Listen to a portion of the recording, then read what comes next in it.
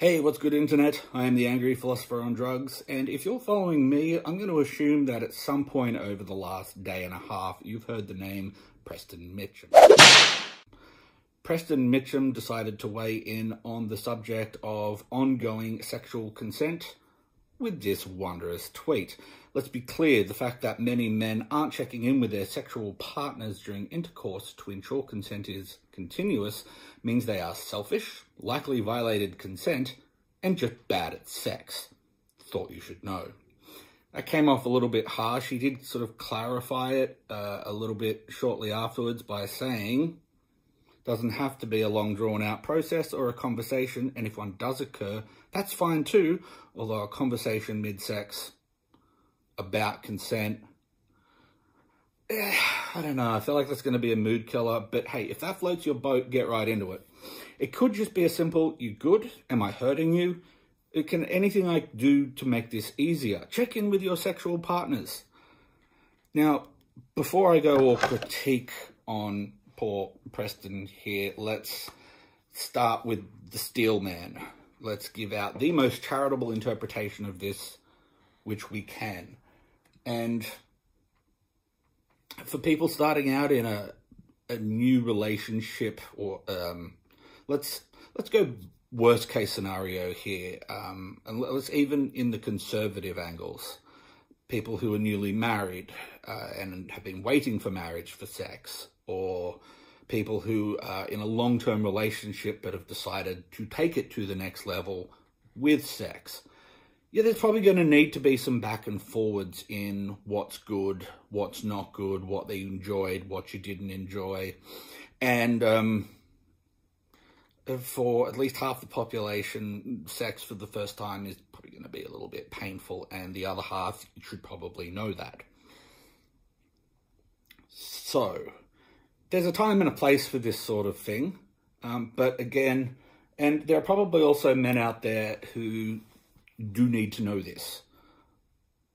Just having said that, there are probably also women out there who do need to know this. This is the selfish, narcissistic individual who either A, doesn't care about their sexual partner and is only in it for their own pleasure, or that's moving from narcissistic to more sociopathic, but whatever. And people out there who are just going to, and back to narcissism, assume the sex is so good. Why would their partner have a problem with it? Why would they need to check in with it? They should just be enjoying the privilege of narcissism. Am I right? So, firstly, on the criticism angle, I think it's the kinds of people who need to see this tweet are probably not going to look at it and go, that's what I've been doing wrong. They're probably going to look at it and go, like I need to do that. I'm a sex god / goddess, whatever, you know. So it comes across a little bit as virtue signaling. But we're going to get a little bit more into detail because, firstly, I'm going to start off being heteronormative. That is the assumption that being heterosexual is normal, and considering most of the population is heterosexual, heteronormativity is more like a mathematical observation than a philosophy. But gay people do exist, and we'll get to the implications of this tweet on them in a minute. But for now, assuming a heterosexual couple in this tweet,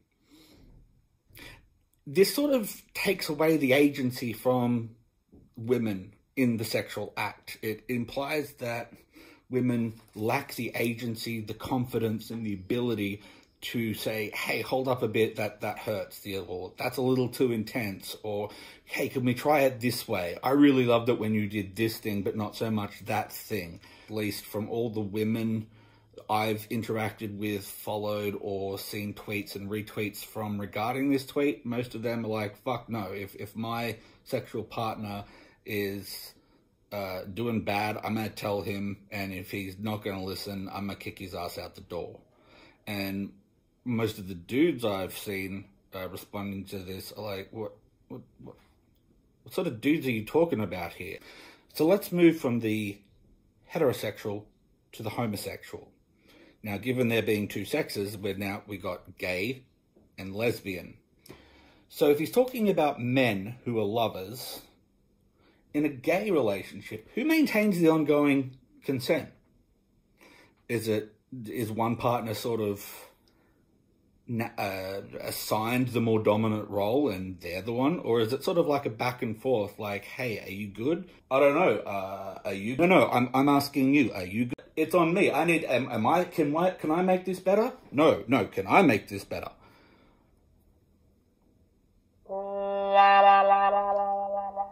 Really? Okay.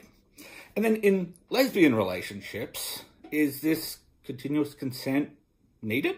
Is it just assumed that because there's no man present that the conversation's already going to be taking place, or, you know, their lesbian sex is just wonderful? This is further complicated by the awkward fact that in different types of relationships and reported interpersonal partner violence, lesbian relationships tend to have the highest rate of IPV per capita.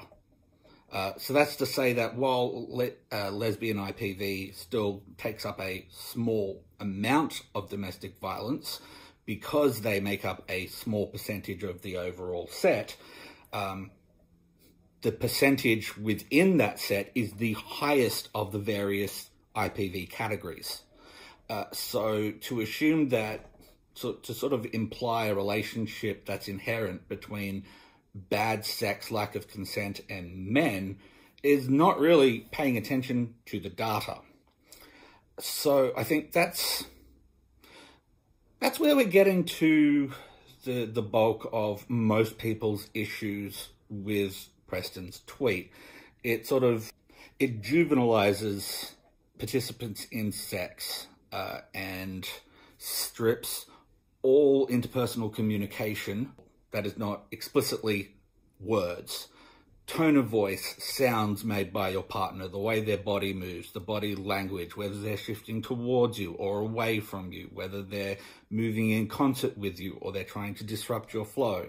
There's so much going on in the communication between two people in fully clothed on the street in conversation, let alone naked bodies intertwined, that we can't just say, if you're not verbalizing and getting verbal consent from your partner, then you're doing it wrong and you are at best sexually violating them or assaulting them, and at worst actually raping them.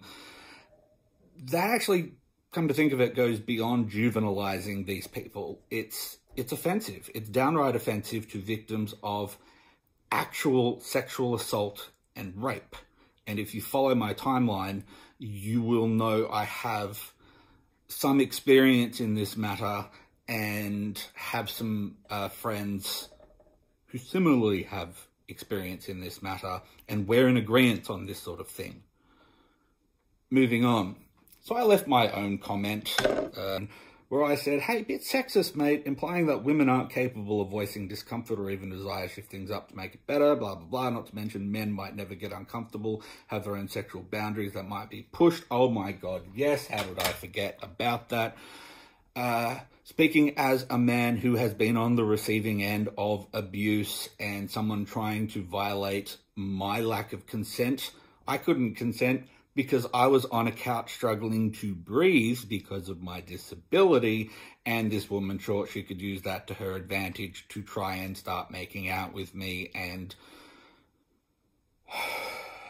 thankfully it gave me enough physical rage to push her away and get myself out of that environment. I might have been telling a very, very different story otherwise, but let me tell you, I narrowly avoided hospital that night because of what I had to do to get myself out of that situation.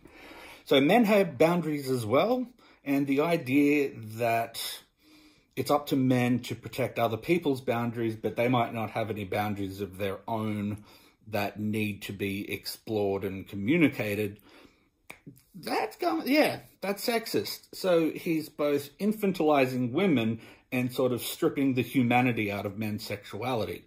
And boy, did I attract a shitstorm for that. Now, the worst offender/offenders have blocked me since then because Hit that block and run back to your flock, am I right?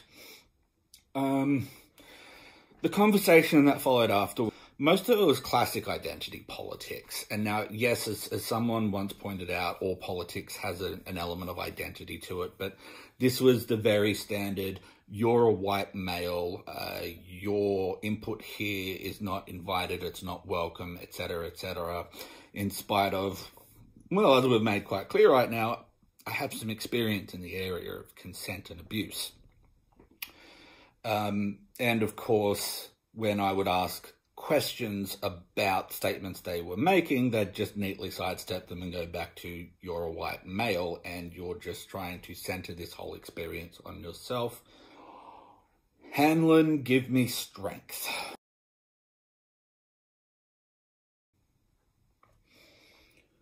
This was interesting though, because one, and this leads to the second half of this video, one of the worst offenders eventually started finishing every post, apart from hashtag white male profile pic, which apparently is a bad thing because I, as a white male, shouldn't be showing my face on social media. If I think we had words to describe that sort of prejudice. Hashtag Incel. Now, the idea that someone would call me an incel will be hilarious on many levels to anyone who knows me and my personal life in any kind of detail. I deliberately keep most of my personal life off public Twitter, but it goes a bit further than that because now I was hoping to get this video out yesterday, but one of my medications ran dry and I had to go down to the chemist and back. That wrecked me physically. I had just enough time to tick off the first of my to-do lists for the day, and that was it. And the video was the second. But last night, while I was discussing this with somebody, it actually occurred to me that there is a hilarious parallel between the Wokester culture and the Incel culture. And this is where it gets actually quite fascinating, but also hilarious. So, as you know, I mean, Wokester culture really doesn't need too much of an introduction. For those of you who are lucky enough to not be familiar with the term Incel, it stands for involuntary celibate, and it is a very toxic community of predominantly young men who are angry at the world because no one will give them the sex they feel they deserve. Women are the enemy because they reject them, and men who do have girlfriends, are married, having sex, whatever, they're also the enemy because they're taking away the women like some sort of finite, valuable resource that belong to the incels. There's no rational way to make sense of that outside of just saying it's complete delusional narcissism. But what other group are we familiar with that we might say have delusional narcissism? And let's start looking at the parallels. So both Wokesterism and Incel philosophy are very heavy into identity politics. And by that I mean both place emphasis on a group membership over a personal character. Even worse, both actually infer personal character from group membership. For example, if you're a Wokester, to be a white male is to be aggressive, self-centered, wanting to put yourself in the center of every part of social discourse and social experience. But similarly, in the Incel culture, to be a woman who is not wanting to be with an incel is to be a whore, a thought, or a stuck-up, you know, a whole lot of actually misogynistic terms that I don't feel like trying to list off because while it might shock some people, I'm not actually into misogyny. Shh. Both parties ostracize members of their own group who actually reach some sort of success. This is huge in the incel population. Someone who was previously an incel, who has grown up and entered into a relationship, and by this, not necessarily found a woman who was attracted to them, but became the kind of man who a woman would be attracted to. Big difference, incels, pay the fuck attention. They're instantly ostracized from the incel group because they're not the messiah there to show the way. This is how you become from involuntary celibate to having sex. Follow me. No, they're now one of those dudes who are stealing all the hot women who belong to the other incels. It is a hopelessly bitter mentality. But similarly, if you're in the Wokester circle and you start achieving serious success, financial success, getting your message out there in a positive way that's actually reaching people and changing people's minds, you become complicit in the, and here I have to check my notes to get the order of the buzzwords correct, the cishet patriarchal colonial structure of the West. Yeah, that's right. And point 3 is that both the incel culture and the woke culture blame their personal shortcomings on external systems of society that are designed to work against them, rather than looking inwards on ways to improve themselves personally and take responsibility for the lack of thriving in their own life. I mean, look at me. I'm a cripple. I'm housebound most of the time, and bedbound even some of the time. And I'm still trying to work my ass off whenever I can get the energy, and I'm trying to find new ways to get more energy so that even within the confines of this shitty little living place, I can thrive. I have... Well, we'll get to my Patreon in a moment. So, we have Preston Mitchum's tweet, why it was probably intended well, and how we can actually get some sort of benefit out of it. The many ways it infantilizes women and strips the humanity out of men. The incredible stupidity of some of the people who are very militantly defending any sort of criticism of this. And as a bonus, now we can look at Wokester culture at one extreme and this incel culture at the other extreme and realize they're the same fucking mentality. So that's me. If you got any comments, leave them below. I will pop this on to BitChute, and I'll also probably upload a copy to SpewTube, but I am working on ways to get my Australian friends who are on Optus and have blocked BitChute. There's a little workaround that involves changing a domain name and the IP address it goes to. We're going to get you guys onto BitChute. If you like some of this, give it a thumbs up, maybe subscribe.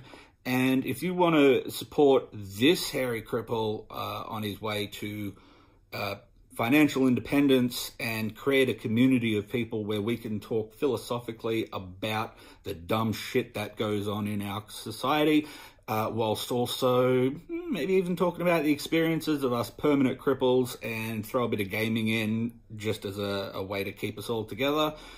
Feel free to check out the Patreon that I will throw in a link below. My God, I've become a corporate e-whore, but thanks to my sister from another Mr. Jess, I'm going to become the world's first e-philosopher. So big shout out to everyone who has encouraged me over the last few days to get this done, to get the Patreon up and running, and all around just trying to propel me from where I am to a better place. I love you all, and I will see you all on Twitter and in the next video. APoD. Juvenilizes.